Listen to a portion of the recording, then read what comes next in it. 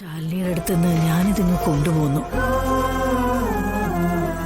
അവിടെ ഇത് നോക്കി മനസ്സ് തകർന്നിരിക്കുന്ന ശാലിനിയെ കണ്ടപ്പോ ഇത് ഇവിടെ കൊണ്ടുവന്ന് വെക്കുന്നതാണ് നല്ലതെന്ന് തോന്നി. ഇല്ലെങ്കിൽ വിഷ്ണുവിനെ നഷ്ടപ്പെട്ട വിവരം അവിടെ എല്ലാവരും അറിയും.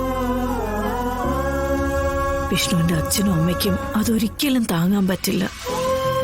പ്രത്യേകിച്ചും മനസ്സ് തകർന്ന രാഘവേട്ടന്. വിഷ്ണുവായിട്ട് ഒന്നിച്ച് പഠിച്ച ബന്ധമേ എനിക്കുള്ളൂ. എനിക്ക് അവന്റെ വേർപാട് താങ്ങാൻ പറ്റുന്നില്ല. പിന്നെ ശാലിനിക്കും അവന്റെ അച്ഛനും അമ്മയ്ക്കും ഒക്കെ അത് താങ്ങാൻ പറ്റുമോ? ഒരിക്കലും ഇല്ല. വിഷ്ണു ജീവിക്കുകയാണ്.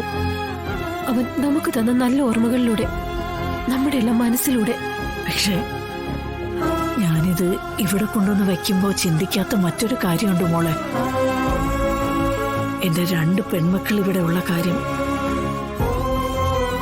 അതിലൊരാള് നിറവയറോടെ നിൽക്കുക. ഞാൻ മുറിക്കുള്ളിൽ എന്തോ ഒളിപ്പിച്ചു വെച്ചിട്ടുണ്ടെന്നുള്ള സംശയങ്ങൾ ഇതിനോടകം അവർക്ക് ഉണ്ടായിട്ടുണ്ട്. പിടിക്കപ്പെട്ട ഈ കാര്യങ്ങളെല്ലാം അവരോടും പറയേണ്ടി വരും. ഞാനിപ്പോ എന്താ ചെയ്യേണ്ടത്? ശാരദാമ്മ അത് പറഞ്ഞില്ലല്ലോ. ഇതിപ്പോ നിമഞ്ജനം ചെയ്യുന്നത് വരെ സൂക്ഷിക്കാനും തിരിതെളിയിക്കാനും മോളെ കൊണ്ടേ സാധിക്കൂ.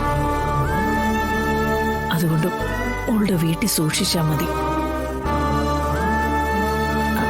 അത് പറയാനാ ഞാൻ വിളിപ്പിച്ചത്.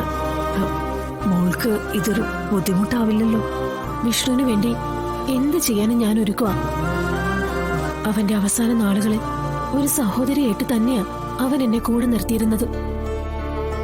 വിങ്ങുന്ന അവന്റെ മനസ്സിന് എന്റെ ആ സാന്നിധ്യം വളരെ ആശ്വാസമായിരുന്നു. ഞാനിത് വീട്ടിലേക്ക് കൊണ്ടുപോയിക്കോളാം.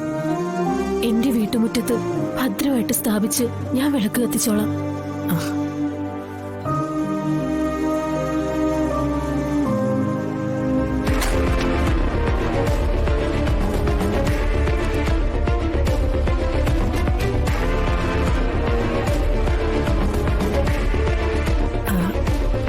എന്താ വിഷ്ണുവിന്റെ ഫോട്ടോ? എന്താ?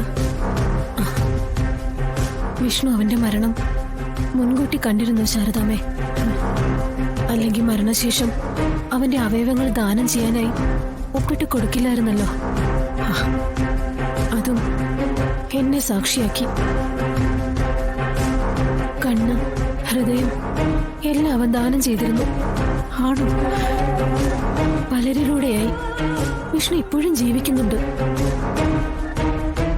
അതറിഞ്ഞപ്പോ ശാലിനിക്കൊരാഗ്രഹം, വിഷ്ണുവിന്റെ അവയവങ്ങള് ആർക്കൊക്കെ ഡൊണേറ്റ് ചെയ്തിരിക്കുന്നെന്ന് അതൊന്ന് അറിയണമെന്ന്.